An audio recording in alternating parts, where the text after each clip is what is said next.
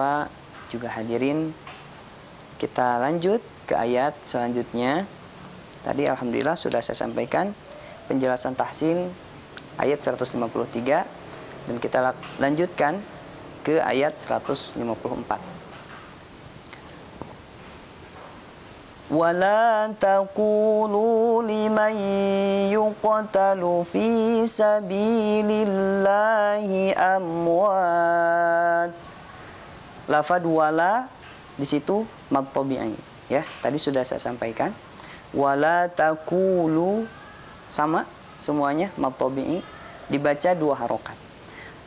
Dengan menggunakan nada ros ini ada yang dinamakan atau ada istilah nada diayunkan saja. Jadi ketika bacaan mad tabi'i itu cukup diayunkan saja. Jadi cara mengukur mad tabi'i itu kalau misalkan dengan ketukan 2 ketukan, kalau misalkan dengan nada itu diayunkan saja, ya. Wala taqulu. Jadi semuanya harus sama, tidak boleh ada yang panjang sebagian. Contoh, wala taqulu limai, itu salah. Tapi yang betul adalah wala taqulu. Tapi lebih bagus lagi ketika kita membaca mad tabi'i itu tidak diayun, ya. Wala taqulu limai, seperti itu. Oke. Kalimat selanjutnya lafaz limai. Di situ ada nun sukun, ya. Nun sukun setelahnya ada ya bertasydid. Nah, maka di sini dalam ilmu tajwid ada hukum nun sukun atau tanwin, ya. Mungkin anak-anak, orang tua juga hadirin semuanya ada yang sudah mempelajari tentang hukum nun sukun atau tanwin, ya. Nun sukun atau tanwin itu ada 4 bagian. Yang pertama idhar, yang kedua idgham, yang ketiga iqlab, dan yang keempat ikhfa. Nah, pada lafaz mai, limai di sini ada hukumnya adalah idgham bigunnah. Ketika nun sukun bertemu, nun sukun atau tanwin bertemu ya, nun, mim, waw, ya. Dan seterusnya. Mungkin saya jelaskan sedikit saja, tidak akan rinci atau semuanya tidak akan dijelaskan dikarenakan waktunya juga, ya. Oke, diteruskan pada kalimat selanjutnya. Limai yuqtalu, lafaz yuqtalu. Di situ ada qaf sukun. Cara membaca ketika qaf sukun itu dipantulkan. Maka ada istilah dalam ilmu tahsin atau tajwid itu adalah qalqalah. Jadi qalqalah itu ketika huruf sukun dipantulkan. Di mana hurufnya ada 5 dan huruf 5 ini gampang kita pahami. Kita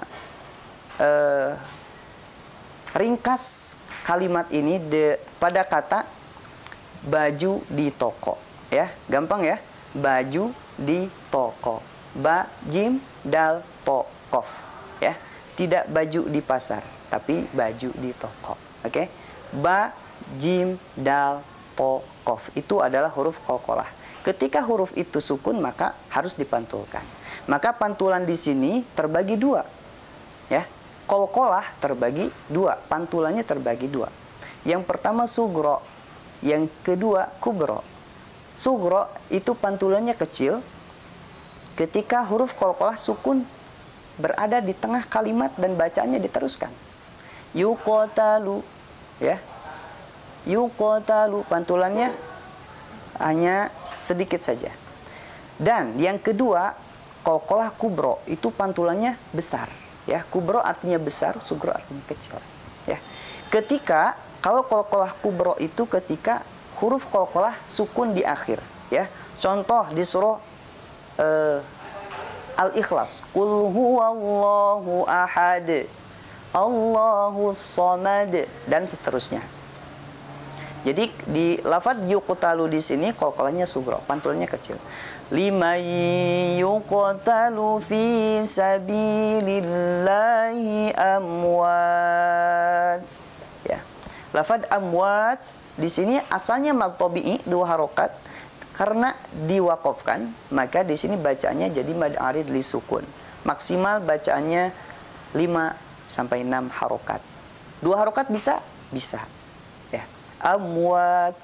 Tapi lebih afdol amwat. 5 harokat atau 6 harokat. Kalimat selanjutnya kita teruskan. Bal ahya'u walakin la tash'urun. Lafad bal ahya di ayat 153 ada lafad ya ayyuha. Nah, di lafad ahya juga di sini hampir sama kalimatnya, ya. Di atasnya ada tanda alis, ya. Tapi beda istilah, beda hukum. Kalau tadi di ayat 153 ya itu adalah mad jaiz. Nah, kalau di sini ya, lafad bal ahya'u di sini adalah mad wajib muttasil, ya. Dibacanya 6 harokat. Ya, dan ini wajib dibaca 6 atau 5 harokat. Bal ahya'u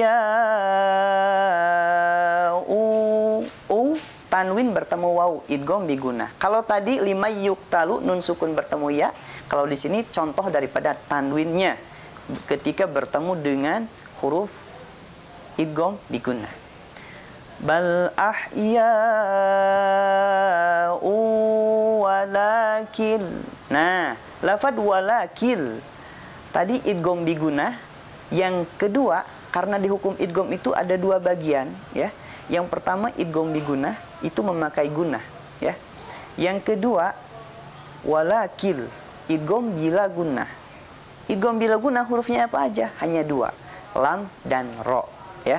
Ketika ada nun sukun atau tanwin bertemu lam dan ro, maka tidak dibaca gunah atau mendengung, cukup jelas saja.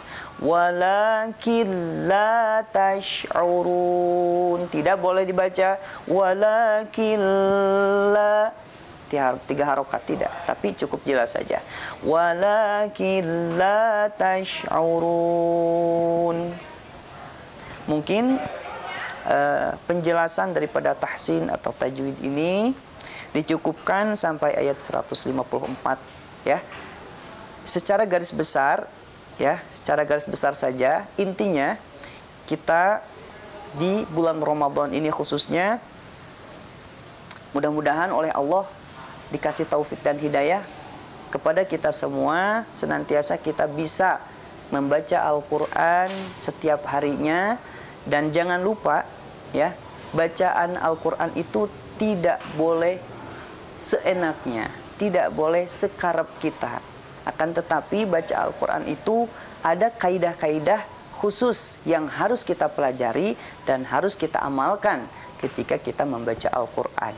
Karena mempelajari ilmu tajwid itu, ya, ada kaidah yang mengatakan bahwa, ya, mempelajari ilmu tajwid itu adalah fardu kifayah. Akan tetapi ketika praktek kita membaca Al-Quran itu adalah fardu ain, kewajiban secara individu.